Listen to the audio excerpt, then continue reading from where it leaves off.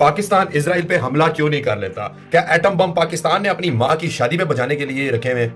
इन बातों के जवाब मैं इस वीडियो में आपको देने वाला हूं। शेयर जरूर कर दीजिएगा, बड़ी इंफॉर्मेटिव वीडियो है और मैं ये यकीनी तौर पे कह सकता हूं कि कमेंट सेक्शन पे आपके पास मेरे इन सवालों का जवाब नहीं होने वाला। पहली बात, आपको ये देखना है कि इजराइल जो है वो पाकिस्तान से कितने डिस्टेंस में मौजूद है। वो है तकरीबन 3700 के लगभग माइल्स, नॉट किलोमीटर। किलोमीटर करेंगे तो वो 5000 तक पहुंच रहा है तकरीबन। तो 3700 माइल्स आप चेक कर सकते हैं गूगल पे, इससे अबव ही है। अब पाकिस्तान के पास फाइटर जेट्स कौन से हैं? सबसे ज्यादा बेस्ट जिसको माना जाता है पाकिस्तान के पास वो है F-16। वो करता है एक फुल टैंक, यानी कि अगर उसके अंदर हाई ऑक्टेन फुल किया जाए तो वो लगभग करता है फुल टैंक में 500 माइल्स, सिर्फ एक फुल टैंक में। अगर उसके साथ एक्स्ट्रा फ्यूल टैंक्स लगाए जाएं तो फिर उसके जो रॉकेट्स होते हैं, जो लॉन्चर्स होते हैं, वो नहीं लगाए जाएंगे क्योंकि जगह नहीं होती ना, कहां से पैदा करे? सही है, क्या नीचे शापर बांध के लेके जाए? नहीं, ऐसा नहीं हो सकता। अगर एक्स्ट्रा फ्यूल टैंक लगाया जाए तो वो लगभग 900 से 1000 माइल्स कर सकता है सिर्फ जाने का। वापसी का तो फिर हाई कोई नहीं ना, वापसी जो फिर हवा चाहिए हो, दुआ करो कि वापस आ जाए, सोचिए भी ना। ठीक है, 1000 माइल मैक्सिमम करेगा विदाउट मिसाइल के, सिर्फ एक्स्ट्रा फ्यूल टैंक्स लगा के नीचे, पे लोड जिसको बोलते हैं, बस। उसके बाद JF-17 थंडर, वो कितना फ्यूल कर लेता है फुल टैंक में, कितना वो सफर कर सकता है मैक्सिमम? वो है तकरीबन 850 माइल्स। ठीक है, अब आप जेन में रखिएगा, ये बात मेरी सुनिए। पाकिस्तान का सबसे ज्यादा लॉन्ग रेंज जो मिसाइल जिसको बोलते हैं वो है शाहीन 3। वो करता है 2750 माइल्स, पूरा उसका इतनी रेंज है।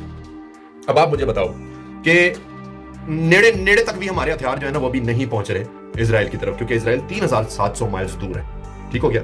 अब आपको क्या लगता है जो बीच में ममालिक आते हैं, चाहे उसमें हिंदुस्तान हो, चाहे उसके अंदर नेपाल हो, चाहे उसके अंदर बांग्लादेश हो, या चाहे अरब ममालिक हो, कौन देगा अपनी बेसिस? कैसे पहुंचाएंगे आप एक JF-17 थंडर वहां तक लड़ने के लिए? चलो मसा मर के आपने पूरे पे लोड लगा के उधर उसको पहुंचा ही दिया, नो प्रॉब्लम। अगर आपने पहुंचा भी दिया है, मसला कोई नहीं है। बम कितों मारोगे? क्योंकि पे लोड लगे होने थले, राइट? ऐसा ही है ना, बम तो नहीं होंगे उसके साथ, मिसाइल तो नहीं होंगे। चलो एक आधा मिसाइल ले भी गए हो, वहां पे फिर डॉग फाइट कैसे करोगे? वापस कैसे आओगे? उड़ के हवा के अंदर पायलट शिफ्ट करेंगे यार? कोई बस होगी वहां पे, कोई स्पेसशिप आएगा। आपका सबसे बड़ा जो लॉन्ग डिस्टेंस मिसाइल है, ठीक है, वो कितना करता है रेंज? मैंने आपको बता दिया, 2750। उसने वहां में जिस तरह 70 का पेट्रोल खत्म होता है ना, एंड में करता है उस तरह पड़ल जेड़ा भी मुल्क थले आया ओते गया। सही है। तो अब आप मुझे बताओ कि ये कैसे हो सकता है मुमकिन? हिंदुस्तान देगा ये आपको? नहीं। अगर चलो बिलफर्ज जज्बे ने आवाज दे मारी, ये आसिम मुनीर साहब ने कहा ਤੁਹਾਡੀ ਅਸੀਂ तैसी मारी, असा लड़ांगे जंग, जज्बा बहुत होना चाहिए। इधर से छोड़ दिया जनाब आपने कोई मशक़ें करने लग गए, या आपने धमकियां भी देने शुरू कर दी, या आप जनाब करते करते आप पहुंच जाते हैं मिडल ऑफ द वे। अगलों को अंदेशा हो जाता है, अगले पता क्या करेंगे? अगले फिर सीधा हिंदुस्तान को कॉन्टैक्ट करेंगे, मोदी दे जरा अपनी बेसें। मोदी ने कहना या पेश पेश, आओ आओ आओ, वेलकम, अवश्य अवश्य।